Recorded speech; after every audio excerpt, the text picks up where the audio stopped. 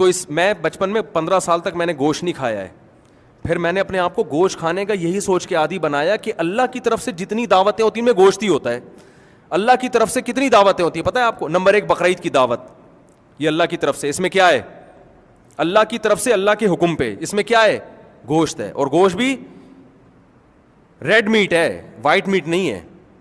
دوسری دعوت اسلام میں عقیقے کی. بچہ پیدا ہو جائے تو حدیث میں آتا ہے کیا کاٹو؟ مرغیاں کاٹو.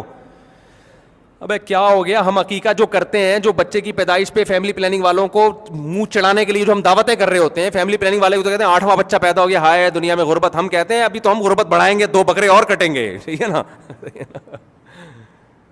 12ویں بچے پر بھی 2 بکرے ہیں. اس سے پتہ چلتا ہے کہ 12واں بچہ بھی گاڈ گفٹیڈ ہے, اور اللہ کہہ رہے اس میں غم نہیں منانا بلکہ اس میں خوشی میں بکرے کاٹ کے پبلک کو کھلانا بھی, خود بھی کھانا ہے, سیلیبریٹ کرنا ہے اس کو. لیکن سیلیبریٹ میں کیک نہیں کٹے گا. کیک تو گورے کھاتے ہیں, کوئی کھانے کی چیز ہے کیک.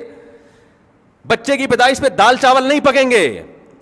دال چاول تو ہندو کھاتا ہے, ہندو کو کھائے گا دال چاول, کھانے دو اس کو, سبزیاں کھائے گا, ویجیٹیرین ہے. اللہ کہے گا میری, دیکھو تم خود سے دعوتیں کرتے ہو نا, وہ اپنی جو مرضی کھلانا کھلاؤ. تم آج پہلے نمبر سے پاس ہو گئے, تمہاری مرضی, کیک کھلاؤ, دال چاول کھلاؤ یا چکن روسٹ بنا لو, تمہارے ہیڈک ہے.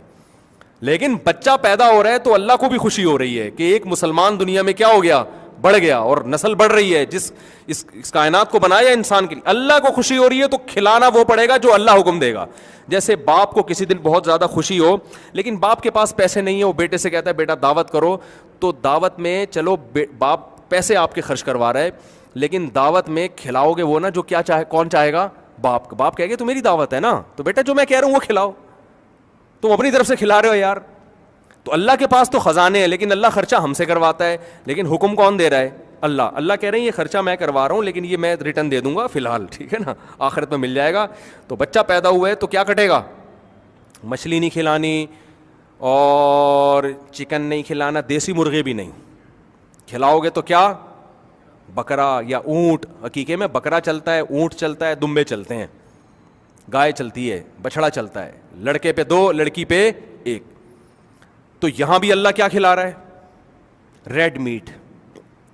اور ایک اور دعوت ہوتی ہے اللہ کی طرف سے ولیمے کی. یہ بھی خدا نے حکم دیا. نبی صلی اللہ علیہ وسلم نے فرمایا کہ جو ولیمہ کی طرف بلائے اور دعوت قبول نہ کرے ولیمے کی, اس نے اللہ اس کے رسول کی نافرمانی کی. اتنی اہم دعوت ہے. نبی نے کبھی کسی کی دعوت نہیں کی ہے سوائے ولیمے کے, پیغمبروں کی سنت. تو یہاں بھی کیا ہے؟ دال چاول یا بریانی کے ولیمے, چکن بریانی کا ولیمہ نہیں ہوتا. کر لو تو ثواب مل جائے گا, یہ نہیں کہ اب ولیمے سے ہی غائب ہو جائیں. لیکن حدیث میں کیا آتا ہے؟ اولم ولو بشاتن, فرمایا ولیمہ کرو اگرچہ ایک بکرا کیوں نہ ہو. وہاں بھی کیا آ رہا ہے؟ تبھی علماء, بعض علماء کا یہ قول ہے کہ اگر آپ جانور ذبح کرتے ہو نا بقرعید کا, تو اس میں 3 نیتیں ہو سکتی ہیں. بقرعید کا جانور آپ ذبح کر رہے ہو, ایک حصہ اس میں قربانی کا ہے, جائز ہے, ایک حصہ اس میں عقیقے کا ہے, جائز ہے. امام محمد جو ابو حنیفہ کے رحمہ اللہ کے شاگرد ہیں, وہ کہتے ہیں اگر ایک حصہ اس میں ولیمے کا بھی ڈال دیا تو بھی جائز ہے, کیونکہ یہ تینوں عبادت ہیں. لیکن آپ نے جانور کی قربانی کی بقرعید والے دن, ایک حصہ بقرعید کا, ایک حصہ ولیمے کا, ایک حصہ عقیقے کا, ایک حصہ آپ نے کہا یار میرے ابا آئے ہوئے ہیں یا میرا بیٹا لاہور سے آ رہا ہے, اس کی خوشی میں ایک حصہ وہ پبلک کو, پورا جانور بیکار ہو گیا آپ کا. بیکار کا مطلب گوشت تو حلال ہے لیکن وہ نہ بقرعید ہوئی اس میں, یعنی بقرعید کا پھر وہ قربانی نہیں کہلائے گی, کیونکہ آپ نے ایک حصہ اس میں ایسا ڈال دیا جس میں عبادت کا عنصر نہیں ہے. وہ تو آپ کی اپنی خوشی ہے, عبادت کا عنصر نہیں ہے. عبادت کا عنصر 3 قسم کے دعوتوں میں, ایک ولیمے میں, ایک عقیقے میں, اور ایک جو بقرعید کو ہم جانور ذبح کرتے ہیں اس کھانے میں بھی عبادت کا عنصر ہے. تو ایک جانور پورا یا تو بطور عبادت کٹے گا یا پورا بغیر عبادت کے طور پہ. ایسا نہیں ہو سکتا کہ آدھا حصہ عبادت کے طور پہ آدھا حصہ بغیر عبادت کے, یہ نہیں ہو سکتا. تو میں یہ سوچتا تھا کہ یار اس کا مطلب ہے کہ اسلام گن پوائنٹ پہ ہمیں ریڈ میٹ کھلا رہا ہے, صحیح ہے نا.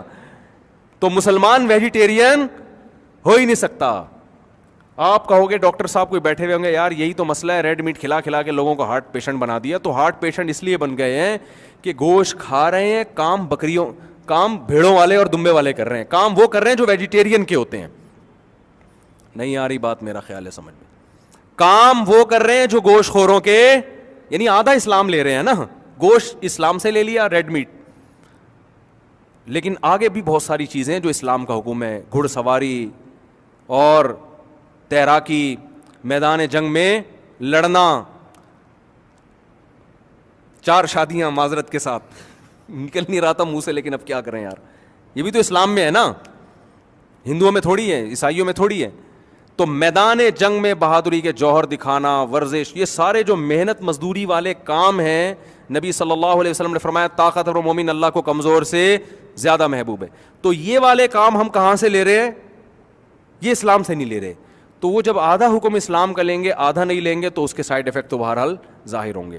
تو ہمارے حضرت فرمایا کرتے تھے یا تو گوشت کھانا چھوڑ دو بھائی, اور اگر گوشت کھا رہے ہو تو پھر وہ کام کرو جو گوشت خوروں کے ہوتے ہیں.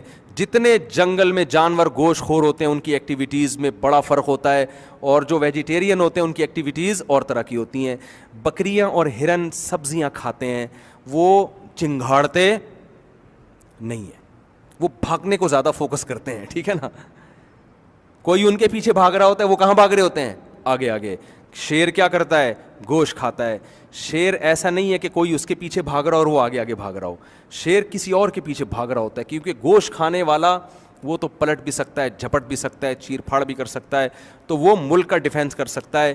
وہ ابھے نندن کو نیچے آنے کا مشورہ دے سکتا ہے. ابھے نندن کے میں خلاف نہیں ہوں, بڑے زبردست بیان کیا انہوں نے, سبزی کھا کے بھی اتنا اچھا بیان کیا, سلام ہے بھائی. وہ لوگ گوشت میرے خیال نہیں کھاتے, لیکن پاکستان کی بڑی تعریف کی ہے, پاکستان آرمی کی بھی, تو ابھی نندن کو کوئی میرا سلام پہنچا دے. میں حیران ہوں کہ سبزی کھا کے بھی ماشاءاللہ اتنا خاندانی بیان.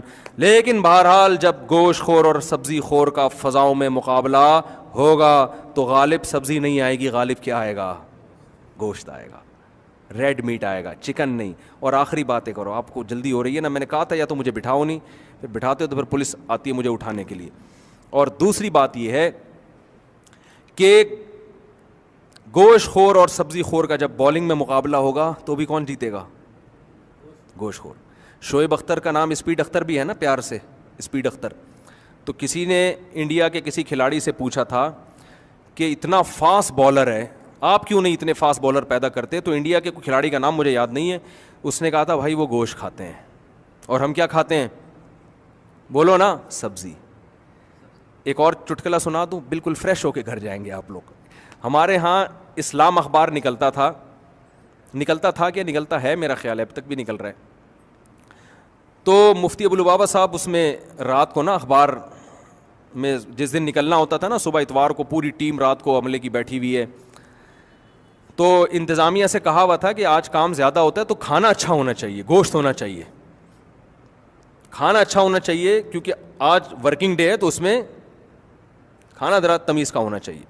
ایک دن وہ انتظامیہ نے کیا کیا, صبح اخبار نکلنا ہے, کھانا ان کو کوئی دال چاول ٹائپ کی, میں دال چاول بہت شوق سے کھاتا ہوں, لیکن ایک مثال دے رہا ہوں کہ وہ کہیں سبزی وبزی لا کے رکھ دی. صبح کیا ہوا ہے, اخبار جب مارکیٹ میں گیا ہے تو پرنٹ دھندلا, خبریں کیا آ رہی ہیں, دھندلی, نظر ہی نہیں آ رہی. اور وہ انتظامی حرکت میں, یار یہ کیا ہو رہا ہے؟ تو حضرت مفتی ابو لبابہ صاحب میرے استاذ ہیں, انہوں نے فرمایا کہ جب دال کھلاؤ گے تو پرنٹ کیا آئے گا؟ جب دال کھلاؤ گے تو پرنٹ کیا آئے گا بھائی؟ دھندلا آئے گا. تو پرنٹ اگر صاف نکلوانا چاہتے ہو تو جو ملازمین ہیں ان کو کیا کھلانا پڑے گا؟ گوشت. تو اگر آپ کو 4 شادیوں کا فلسفہ سمجھنا ہے تو اس کے لیے آپ کو کیا کھانا پڑے گا میرے بھائی؟ گوشت. پھر پرنٹ کیا آئے گا؟ پھر پرنٹ دھندلا نہیں آئے گا. اگر آپ چاہتے ہو, دیکھو جتنے باڈی بلڈر ہیں میٹ کھاتے ہیں نا, گوشت کھاتے ہیں ماس پیدا کرنے کے لیے,